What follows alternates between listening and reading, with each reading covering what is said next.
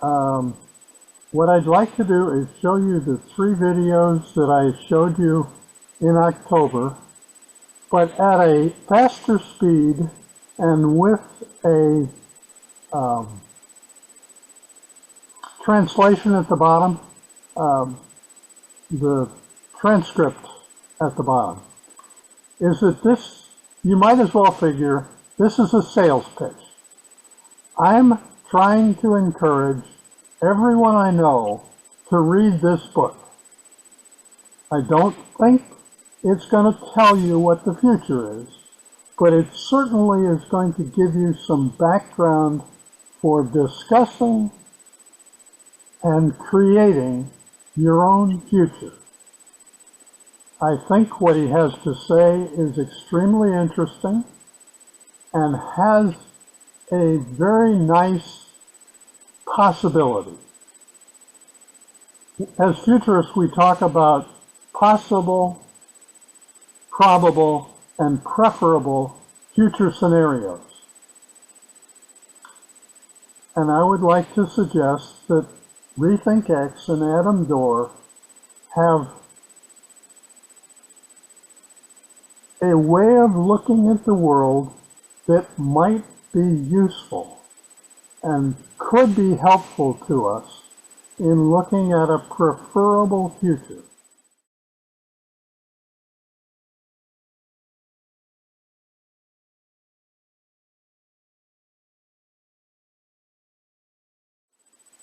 I think he's correct. We have the technological ability to solve our problems, but it's not just technology that's the problem. It's politics and economics. And the people with the power and the economic means are the ones who want to maintain our current methods of production. I'd like to discuss the videos after we get to the videos for the presentation today. I'd like to show these 3 videos at high speed just to remind us of where we're coming from before we get started with the discussion. And yes, you're absolutely correct, and that's most of the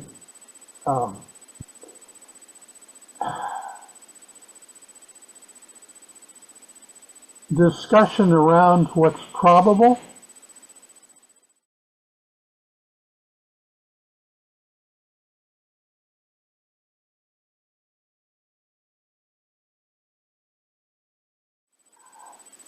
And then while Stan's setting up the 3rd one,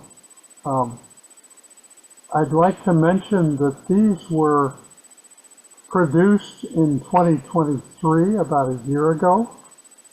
And the 3rd one was produced 3 or 4 years ago. What episode am I looking for?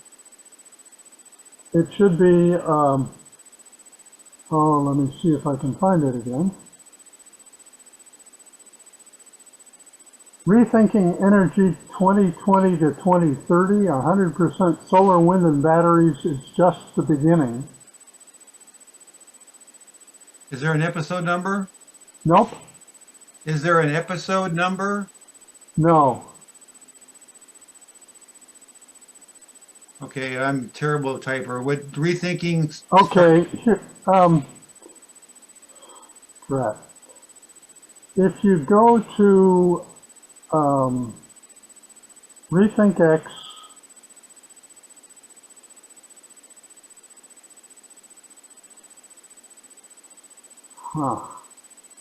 I'm trying to remember where I found it. On RethinkX's site, they have resources, a resource hub,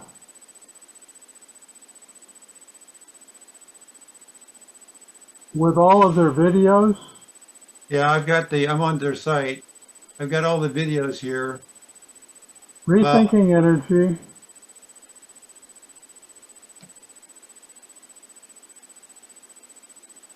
(2020 to 2030). With how to. And that was produced in 2020, so 4 years ago.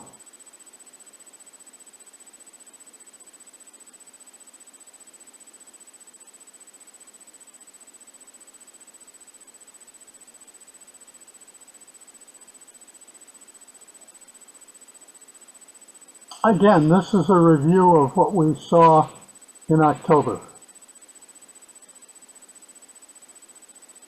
And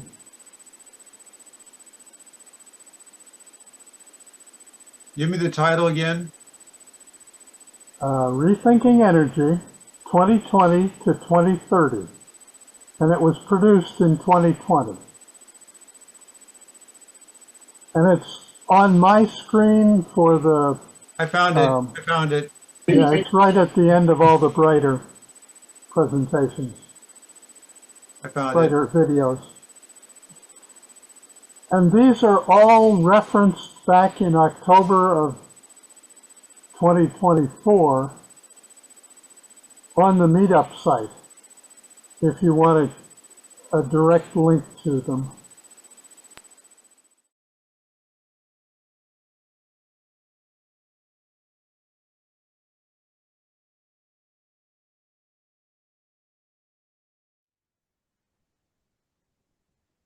Is that the last video, David? That's the last video in the introduction. Okay, this is the background. The presentation basically and discussion starts now. But since it took us almost an hour to get through the introduction, I'd like to start with the third video instead of the first video. And Jason, I'd like to start discussion after the first video instead of before it, if you don't mind. And I'd like to do this video differently. I'd like you to stop at each chart. Hi everyone, Adam from RethinkX here. Nope. Thanks for joining me again. That's not the one I want to start with. I want to start with the last one.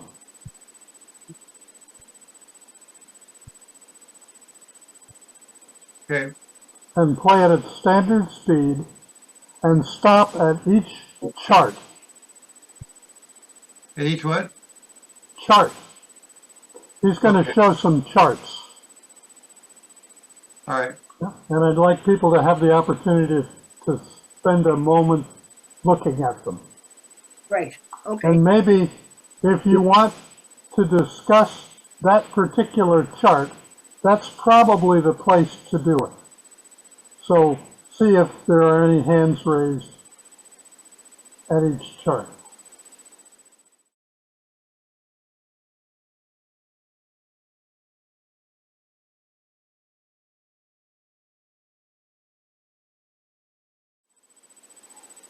Any comments on that?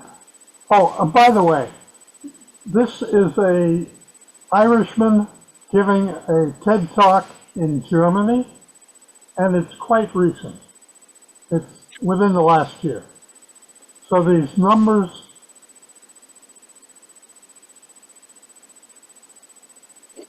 are also quite recent. You notice the solar goes up to 2024. I have a question about the chart, David. Okay. Does this chart, it looks like it's going based off of 2024 figures? Correct.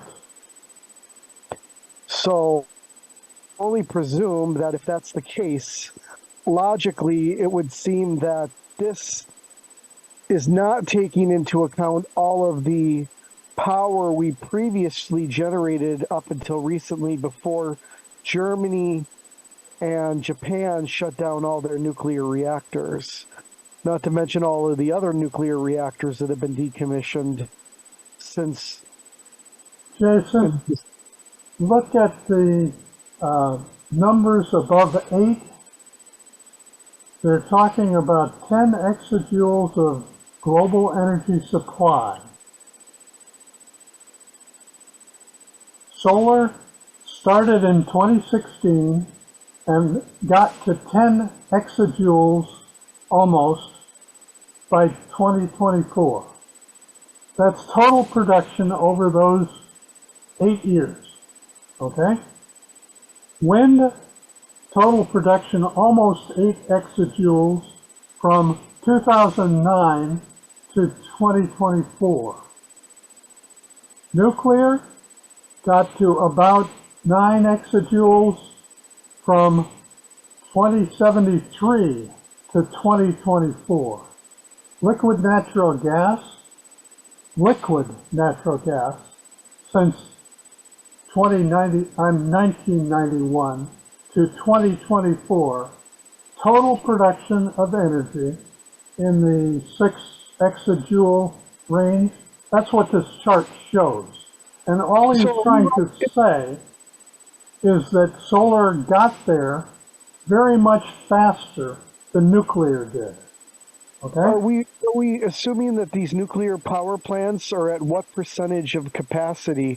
Because you don't have most nuclear power I can't tell you what the assumptions are in this. I'm just he's trying to make a point that solar has developed very much faster than anything else in history. If you look at the title of the slide, it's energy technology come to market. It has nothing to do with the background of whether they're at capacity or not. It's how much energy has come to market. I guess I'm concerned that this could be skewed intentionally to make a misleading point. It certainly wouldn't be the first time that's ever been done. I'm not aware of where he got his numbers. I'm just pointing out this is a different person presenting a very similar argument to what RethinkX has presented and that we've looked at. I'm just asking a question because there seems like there's a lot of background assumptions going into this chart. Oh, absolutely. There always is. So don't count on it as being absolute truth. Take it as one piece of information. Okay?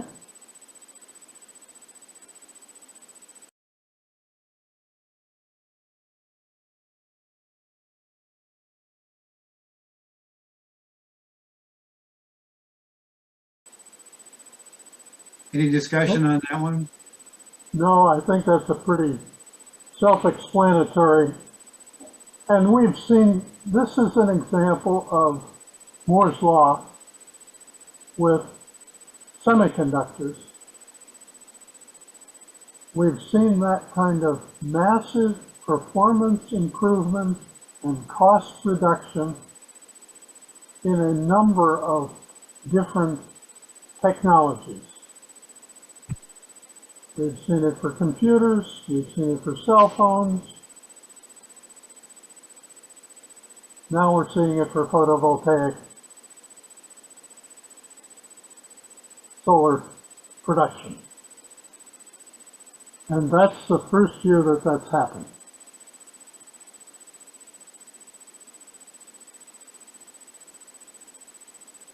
I've got a question about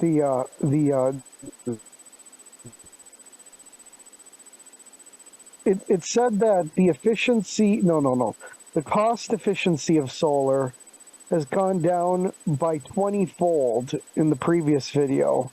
And I'm not sure if it's exactly reflecting that in this video, but that would mean that the cost of solar today is 1/20th the price that it was initially. Is that no? 20 years ago. Back then, they were using solar on space satellites, where the government could justify spending the money it costs to produce the solar cells. Nobody else was using solar. So just to be clear, the cost of solar has not gone down 20-fold. Excuse me? Just to be clear, what you're Where saying... are you getting your numbers? Well, from the previous two charts ago and the previous video. They said in the previous video on RethinkX that the cost of solar has gone down 20-fold. I'm not sure what time periods they were playing around with. Go back and look at the video and you can see what time period they're talking about. Where are you getting your numbers? I'm asking for a clarification because these are your videos. Right. Said, do you agree with them that the cost of solar has gone down 20-fold since, I don't know, somewhere from inception to now? Well, which cost? The cost to produce a solar cell for a satellite 20 years ago was astronomical. The only people using solar cells 20 years, well, actually I've misspoken. I had a solar cell on a calculator, handheld calculator, 20 years ago that actually would produce enough electricity to run the calculator. That was the first calculator I ever had that didn't use batteries. But I think those calculators cost $100 back then, and most of the cost was in the solar cell and the single chip inside that it powered. There's also a difference between manufacturing cost, retail cost, and when you include installation. Installation's been going up with inflation. That's true. Which is why it's so much cheaper to install it yourself. If you don't count your time, it's worth anything. Well, does that answer your question, Jason?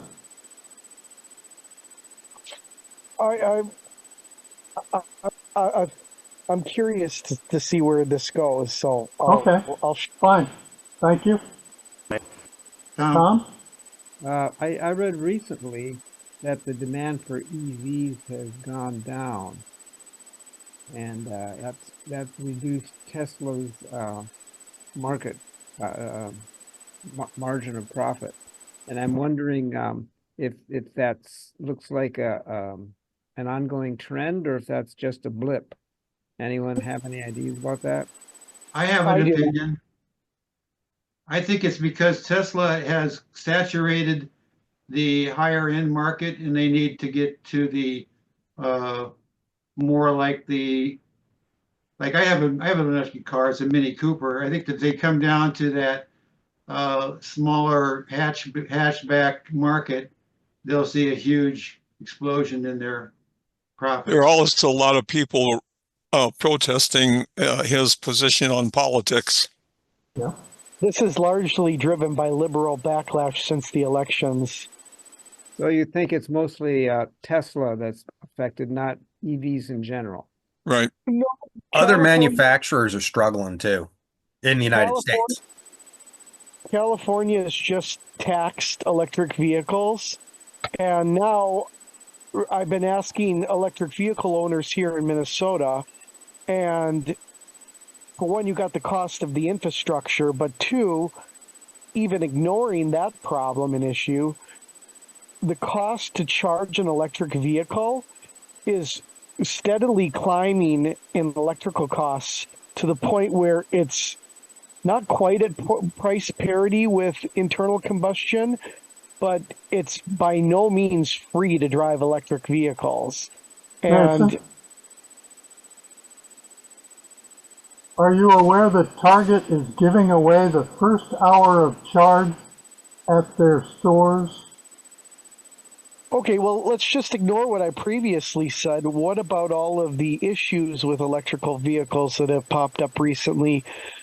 Technical wise, the technical problems. We've had Teslas that have exploded. We've had Teslas that can't start in the wintertime or perform in cold climates. We've got Teslas with battery problems. We've got Teslas with auto body problems. We've got Teslas with maintenance issues. We've got Teslas that are arriving off the factory floor and being delivered to consumers with significant drivetrain defects that are not being addressed by the manufacturers. So there's this whole milieu of issues right now that are kind of, okay. Yes. Can I respond to that? Of course. Is that any different than any other car? Well, the Is question, Tesla any different than any other corporation? the problem with that argument is when you're trying to make the argument that EVs are so much better than traditional vehicles, that argument falls on deaf ears because it doesn't make the argument that you want it to. Well, okay, so the argument that I wanted to do is that the price of transportation with EVs has the potential to continue falling on the curve that it's been on for the last 5 years.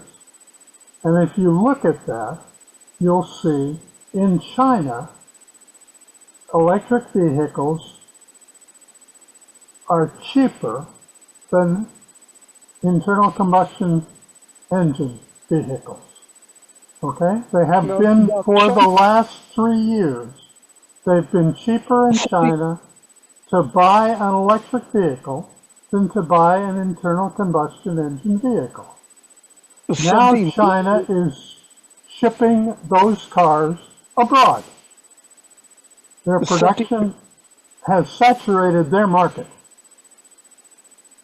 Something very important about the Chinese markets is that they've been massively distorted by conglomerates. Oh, absolutely. They've been massively distorted by government ownership of the production facilities. Government support of the interest rates. I'm referring to the fields full of abandoned electric cars that were bought up by Chinese energy markets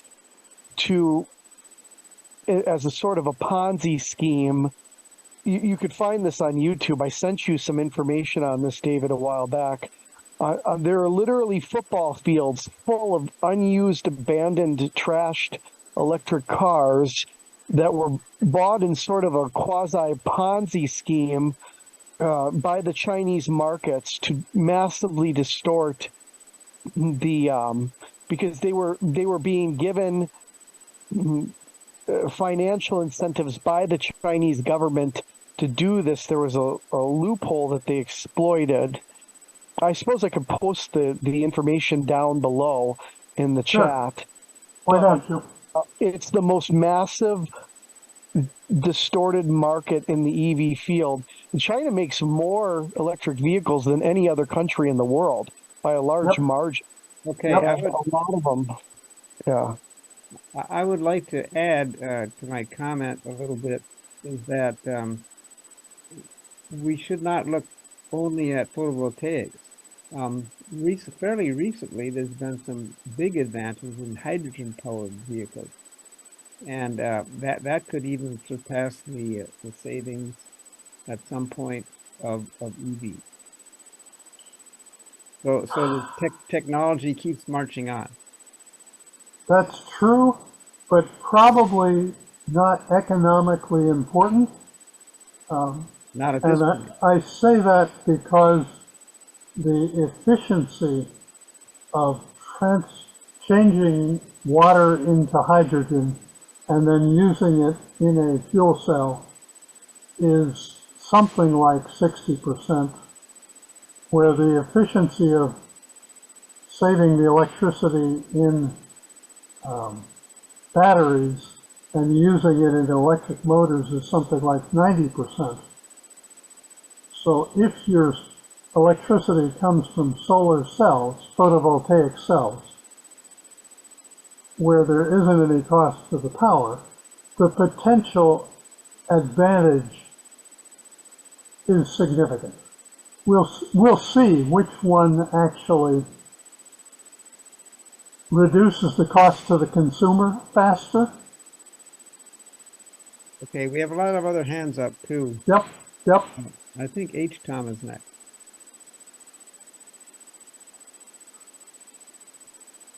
There are old rule. You can't do just one thing. If you put 10 acres of solar cells out in a field, you can collect electricity from the sun. And if you plant crops carefully, you can grow things under the solar cells. Net gain to the world. But if you just planted a different crop, you might get more total solar capture in that crop than you do from the solar cells. This is not a two-variable equation. It's a multivariable equation with many unknown factors. Yep. And but typically, just let me finish. Okay. People making the rules about such things pretty much don't understand that. They think if they do thing one, then the world's going to conform. And you do not understand that we have to conform to the world. And I don't see any way out of that. The electric vehicles are going to be a success probably south of 40 degrees, 35 degrees. But up here in the north in the winter, they can work, but they're difficult. Mm-hmm. I mean, you look at the lines outside of the Target and the Cubs and stuff where people are trying to refill their electric vehicles, and I stop at the gas station and in 5 minutes I put 16 gallons in the tank and I'm good for the day with no more stops. And the world is complex and complicated, and people trying to sell simple solutions with political power, I think, are pretty much doomed to failure. It may take a while. They'll be out of office a long time before it comes back to bite their successors. But yeah. Yeah. In Cuba, Agreed. electrics are good. In Minnesota, in the Maybe summer. not. In the summer, maybe. Yeah, we have 3 hands. Jason already spoke, so I don't know if he has more. Jason goes to the bottom of the list, but okay, we'll let him speak Carrie again. is next. Okay, I was just going to say that, one of the issues with trying to compare this stuff is, a lot of people equate Tesla to the EV market, at least for vehicles in the United States, and that's not the case, right? It's just that they were the first to really hit it big with a sizable capture, well, basically most of the market share. But companies like Ford, from my understanding, they're having a real hard time selling that Lightning truck. And I wonder if what's going on is, the market for things like electric scooters, electric bicycles, commuter cars in urban areas, that is a lot bigger than rural folks buying trucks. It's a different market with different criteria for people who are buying this stuff. And I mean, that's kind of shown by this chart here. The electric trucks are not really ready for market. We'll see how they do. But the other thing that's going on, I mean, Tesla, I think, is massively overvalued. I mean, they're the most valuable car company in the world. I mean, personally, I'd rather own Toyota than Tesla as a company, but that's just me. Yeah. Well, and then there's the question of BYD in China. But there are all, the future is tough to predict. And the question is, what kinds of performance do we expect to see to be able to predict the future? And the one thing about RethinkX's model, where they say when they see a significant price advantage, 10 times is almost unstoppable. Carol? Carol. Yes. There is an important thing going on in the background here that we haven't really talked about. Like, Tom, when you installed your Solar panels, yeah. Yeah, your solar panels, you did not have a battery wall, did you? Right. Yeah. Right, because batteries were pretty expensive then. Right.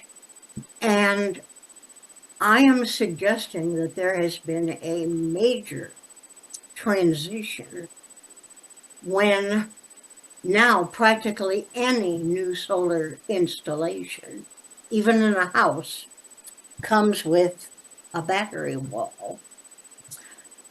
And it means that we can get away from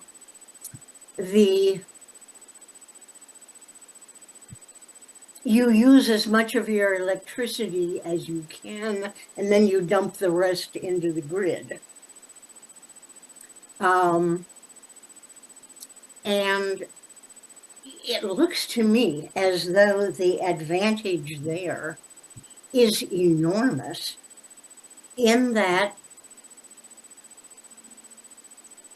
you no longer have like a lightning strike taking out a power plant and a state goes dark.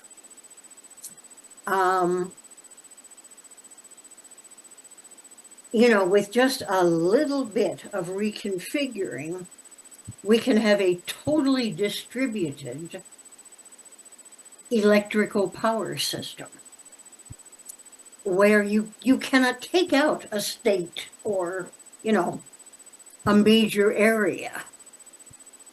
And I think that's perhaps the most significant thing that's going on here. And it's very new. It's very new and it's very different, but applied to the question of ecology. The question of what? Ecology. Okay. Can we fix climate change? Can we fix species extinction? Do we even want to try? RethinkX is making the point that prosperity is basically necessary if we want to try and fix some of our underlying problems. And that without prosperity, we're not going to be able to afford to. We aren't even going to think about trying to do pollution cleanup. That's the big picture that we want to keep in the back of our minds. The preferred future is one where we take responsibility for and manage the world that we live in to support ourselves. That we hold people responsible for their pollution. And they can still make money by transitioning away from the old technology to the new technologies that don't have some of the unintended consequences that we've been living with. I don't think there's a consensus what the preferred future is. I don't think Then you're not paying attention, Jason. You and I can agree that we like to eat, right? We both like hamburgers. My hamburger's going to be cheaper than your hamburger. Maybe. We'll see. But we can agree on some basics.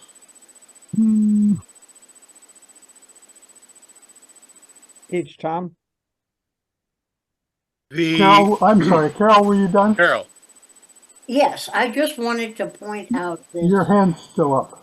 Oh, this fairly recent transition. Yeah. Oh. Really important.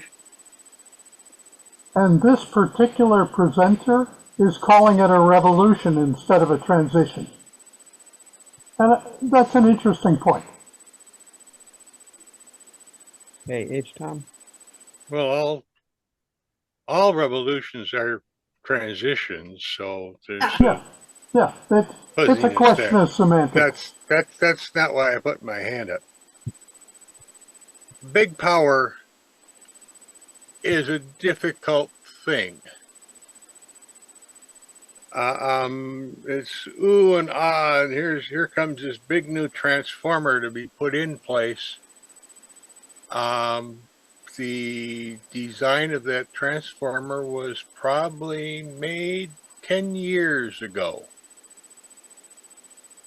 I know my brother, who was doing that for NASA down in Huntsville, they had contracts for new transformers they were placing 10 years in advance because it took that long to build them. And when those things get hit by lightning or thrown away by tornadoes, there are big instant problems that don't have quick fixes unless you had enough resources to have a spare transformer sitting in a shed for the last 4 years, just waiting for that nearly impossible event to happen, and you can drag it out and install it in 12 hours. But this problem is greatly impacted by the local sourcing that I was talking about. There are no local sourcings for tetrawatt transformers.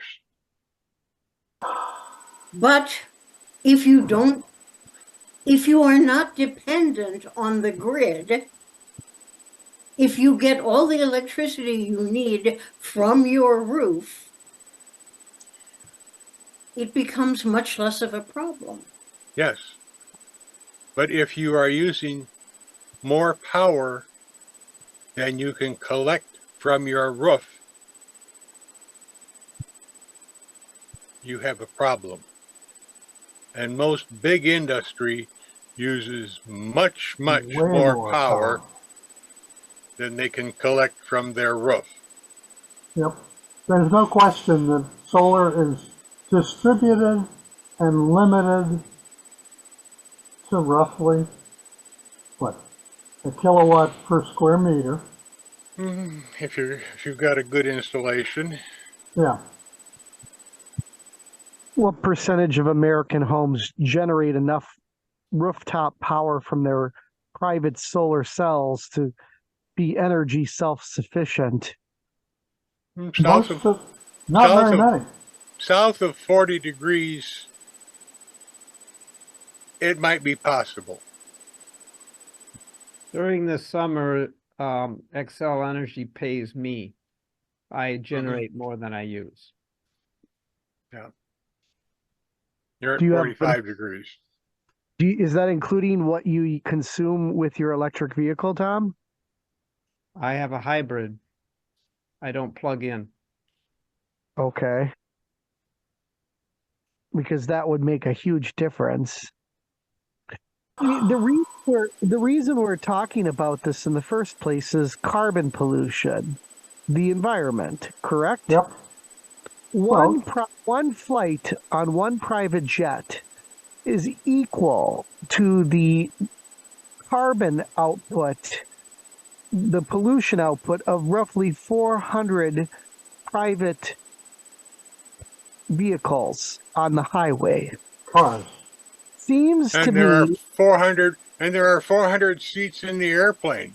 Hello? How close is it to break even?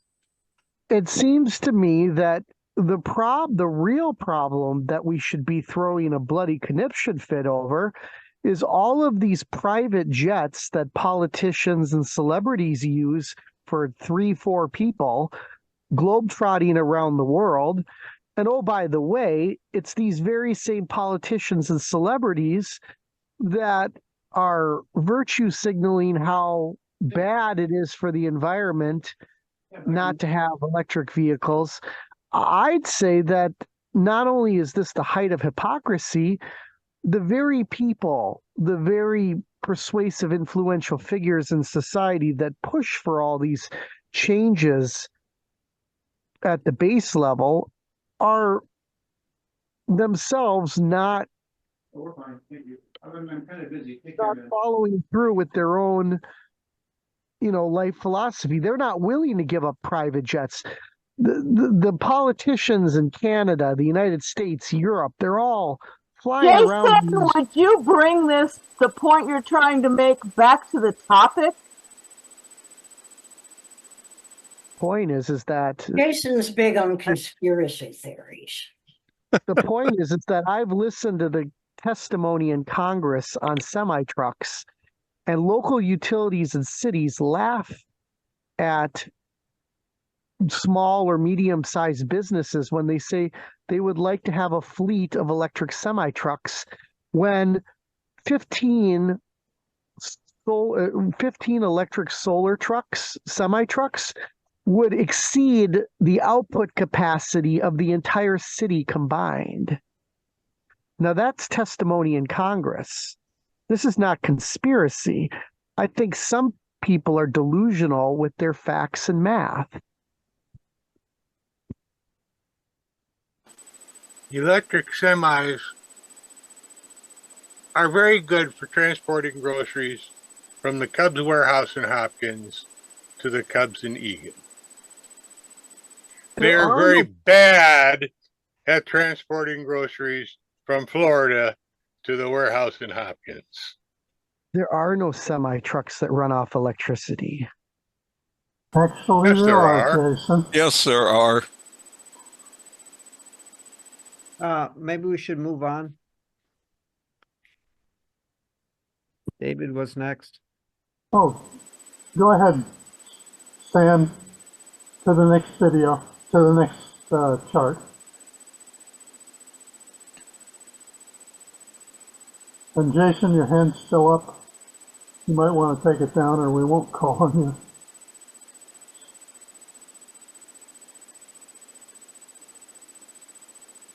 Stan, are you there? Huh. Oh well. It works when it works.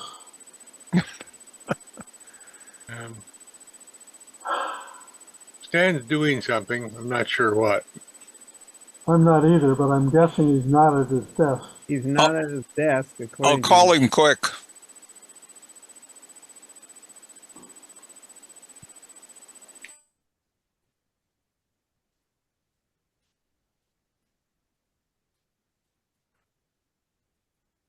My phone's not working.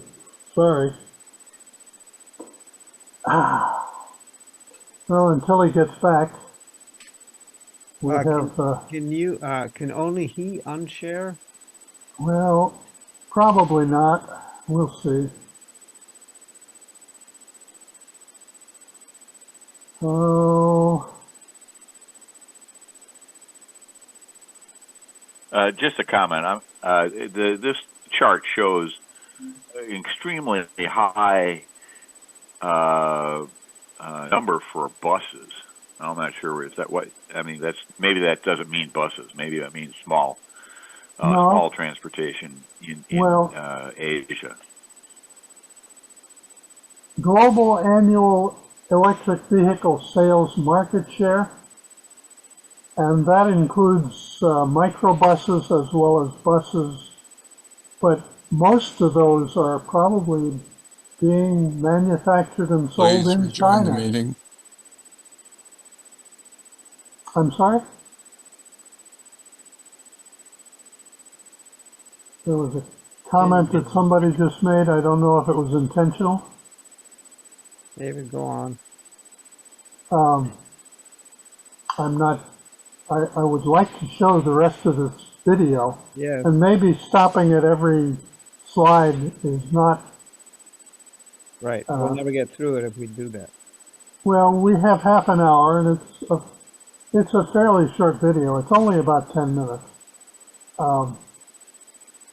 David, I called Stan and he didn't answer, so I just left him a message. Okay. Something has come up, and he got called away from his computer, and unfortunately, it was at a time when we were ready to go on. And maybe it would be better if we just played through the rest of this video once he comes back. And because he's the host, I can't claim the host and take it back from him. We missed you, Stan. Continue. I was thinking that you were going to miss me because I had to use the bathroom, and I thought, when is this going to be ending? So I thought we had a lot of steam going there. I had enough time. I'm going to go ahead and start this. Yes, Thank but you. don't stop it. We'll just run through it. Do you want to go back through and look at the slides again? What slide? That he showed in the video, those slides? Yeah. I think we got the message. Okay. Any comments?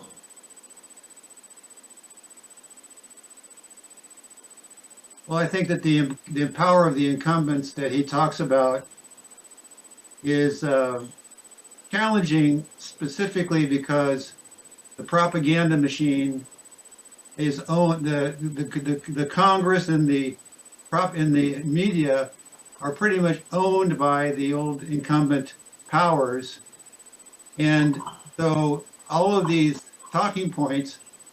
And I'm going to say, Jason, you seem to be ripe with all these talking points and concerns and so forth.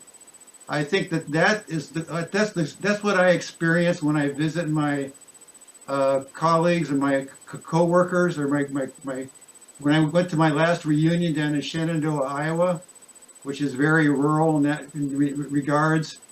There was a bitterness, a disgust for the wind power generators that are going on down there. There's just this attitude that it's not going to work, it's not going to be viable, that it can't possibly give us the same level of prosperity and so forth that we've got with the fossil solution. And so I think that is really the hardest thing to conquer. And then at the end, to see that it's China that's actually got all these answers right is the slap in the face that I'm not sure that we're going to be able to put up with. I think that with Trump coming in and Musk coming in as his partner, that's going to be a shit show for how this is going to come out in the next 4 years, or maybe 2 years until the midterms. But it could be sufficient to snap somebody's attitude towards understanding that the RethinkX solutions have a lot more meaning than they wanted to give them. Just a second, Tom. That's a good point. And as futurists, that would not be my preferable future. To the extent that we cannot manage to see a preferable future and work toward it, history is going to leave us behind. We really have a significant challenge ahead of us in terms of competing with China.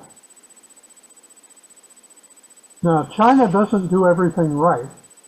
Quite clearly, the one-child policy did some of what they wanted and had some unintended consequences. I'd like to show you a little thumb drive that I bought about 4 months ago. It has 2 terabytes of memory. That's equivalent to, actually that's 4 times the size of the hard drive I have on this particular computer in terms of memory. The hard drive I put on this computer, I think cost me 20 bucks at Free Geek. It was a used hard drive at half a terabyte. 20 bucks used. This thumb drive was $10 from Temu. If you go to Micro Center, you can buy a thumb drive for about $10. It's less than a fourth of the capacity of this one. That's really hard to compete with. I probably won't spend another $10 at Micro Center for a thumb drive when I can get one with 4 times the capacity for the same price, and it cost me $3 to have a chip from a local warehouse, but it was manufactured in China. If I'm willing to wait for a week, I can buy it straight from China for an extra $3. The U.S. is changing that. They're going to put a tax on it. Guess who's going to pay the tax? I am. It's going to make it more expensive to live in the United States in hopes that we will develop the capacity to make this kind of product at a competitive price. I'm not sure that's going to happen. And that's a tough thing in the future to predict. Okay, go ahead. Thank you. Okay, Carol.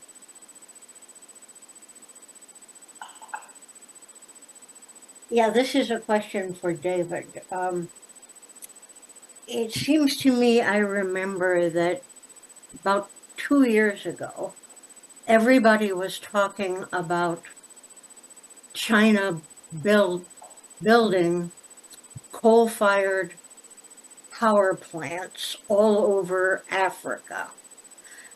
Is that just a blip, or is that connected with? I have an opinion. Just so you know, my opinion is that that's just a blip. The way I understand it, China has state corporations that are funded and owned by the state.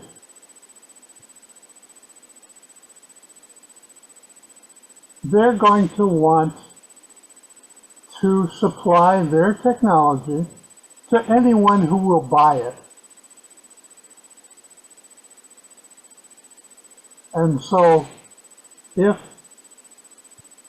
they can loan the African countries the money to buy Chinese products from Chinese corporations, they're going to do that. Because they want the raw materials that are available in Africa to supply their manufacturing machine, their idea. Their idea is that they will keep Chinese workers busy manufacturing goods for the world and that's going to work well enough to keep the CCP in power. And they have made tremendous improvements for the life of the average Chinese person by urbanizing and manufacturing products for the world on the export market. As long as they can keep that going,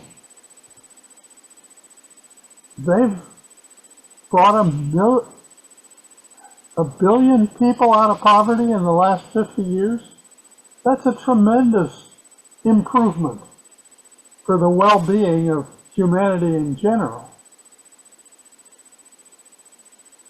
Now, we don't really like some of their approach. We don't really like the way they're behaving in the South China Sea with regard to claiming a larger area. We don't like the fact that they invaded Tibet. They invaded Mongolia. That they're not very nice to their minorities.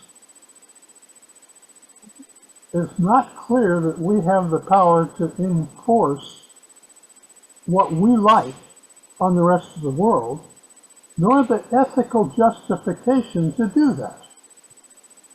Amen. We have the army. We have the hubris.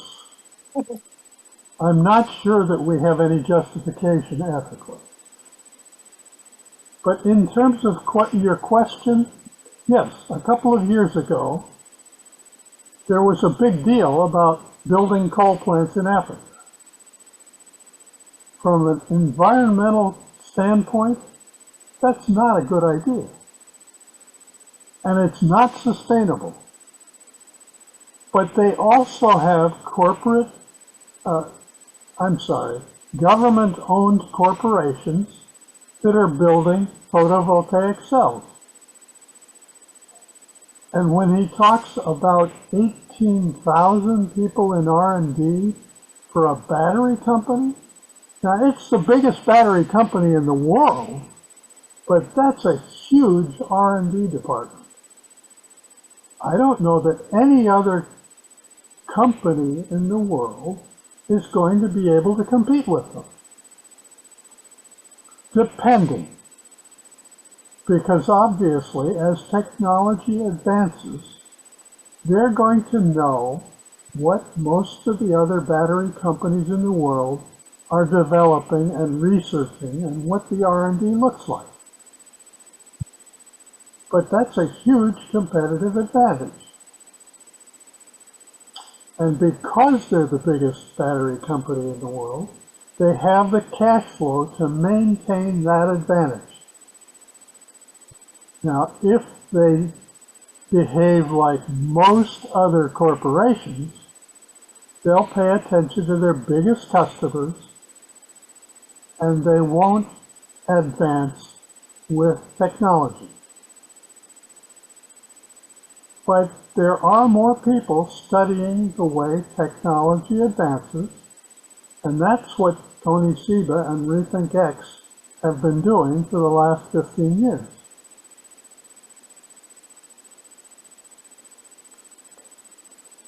Okay, it's just a few minutes before noon. You have two hands. We have a couple more. Doug, you had something you wanted to say? Yeah, I wanted to mention the fact that back in 2010 and 2011, I was on the governor's task force as we were trying to save the Ford plant in St. Paul. And I reached out to BYD to see if they were interested in coming to St. Paul.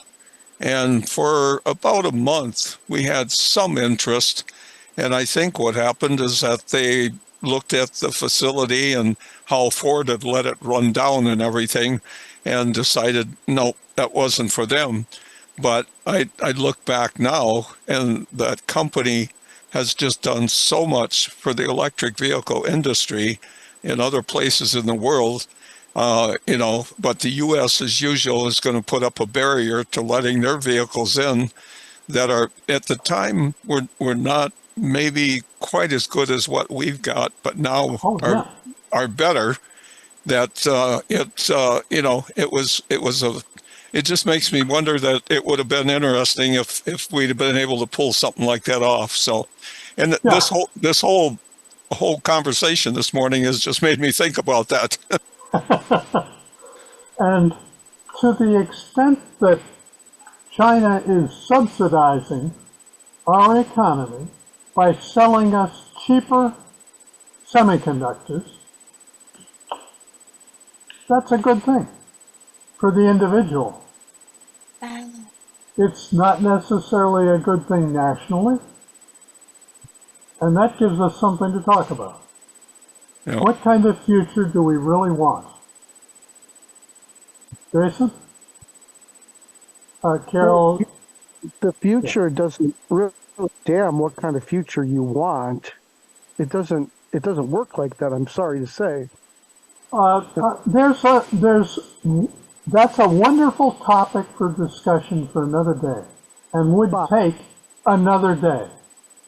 What, unfortunately, the progress in battery storage technology does not follow Moore's law.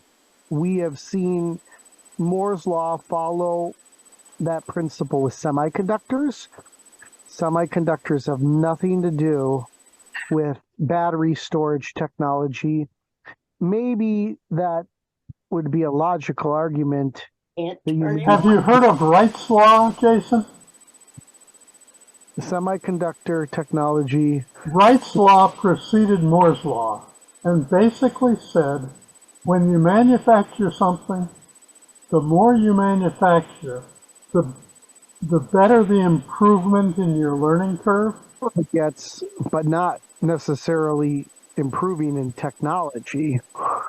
That takes R&D, which is an entirely different. Nope, not entirely different. When we talk about disruptive technology, the disruption that these people refer to and the disruption actually coming, I think, are two totally different disruptions. If we look at just what's recently happened with Transnistria and Moldova and Gazprom shutting off LNG supplies to Western Europe, this perfectly illustrates the point that... Nope, your basic premise is wrong. What you just said does not make sense to me. Can I please finish?